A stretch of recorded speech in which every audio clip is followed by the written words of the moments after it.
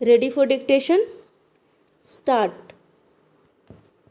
यह अप्रत्याशित तो नहीं मगर चिंतित करने वाली खबर जरूर है कि मंगलवार को भारतीय मुद्रा यानी रुपया अपने निम्नतम स्तर पर आ गया।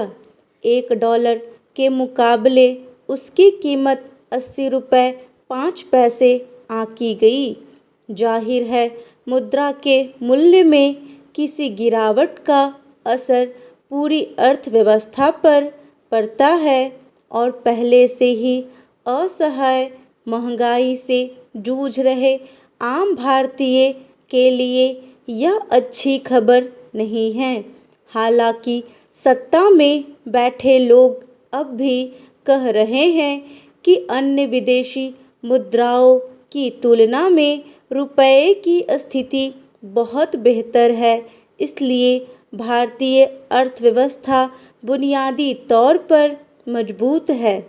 चिंता की बात यह है कि वित्त मंत्री निर्मला सीतारमण ने खुद लोकसभा में यह माना है कि दिसंबर 2014 से अब तक देश की मुद्रा 25% तक गिर चुकी है।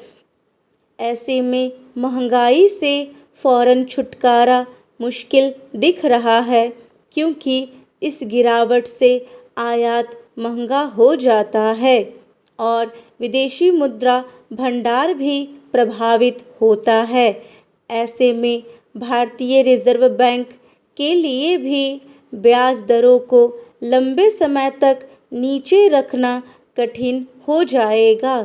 गौर कीजिए, पिछले 7 महीनों में ही रुपये में करीब 7% की गिरावट आ चुकी है।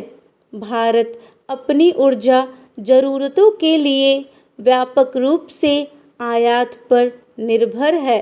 ऐसे में रुपये की यह कमजोरी पेट्रो उत्पादों के आयात पर भारी पड़ रही है और अंततः घरेलू बाजार में भी पेट्रोल डीजल के मूल्य निर्धारण पर इसका असर पड़ेगा।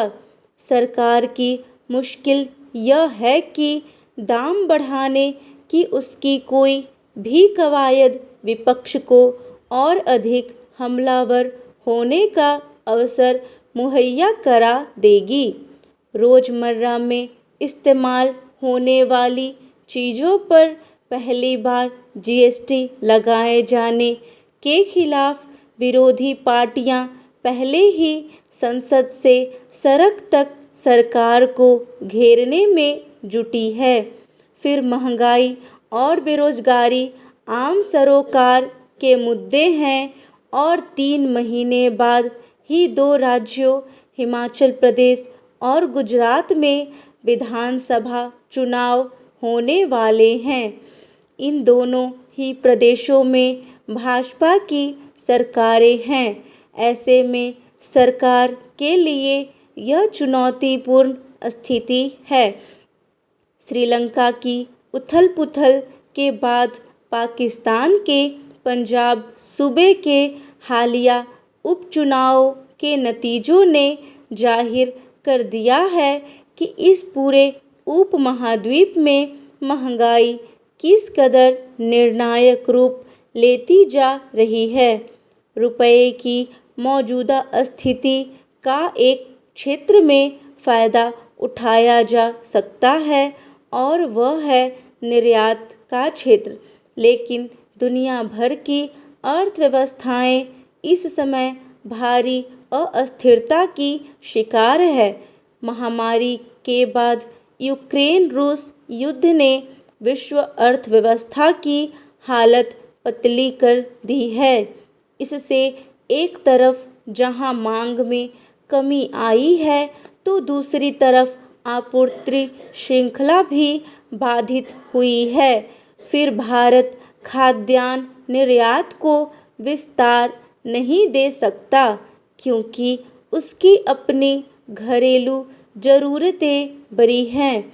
हाल में उसे गेहूं निर्यात पर रोक लगानी पड़ी है कुल मिलाकर भारतीय अर्थव्यवस्था के नीति नियंताओं के लिए यह वाकई कठिन परीक्षा की घड़ी है। उन्हें देश के खजाने की मजबूती भी बनाए रखनी है और आम लोगों की थाली का भी ख्याल रखना है। खासकर ज़रूरी चीज़ों की महंगाई को नियंत्रण में रखने को लेकर संवेदनशील रुख अपनाए जाने की आवश्यकता है।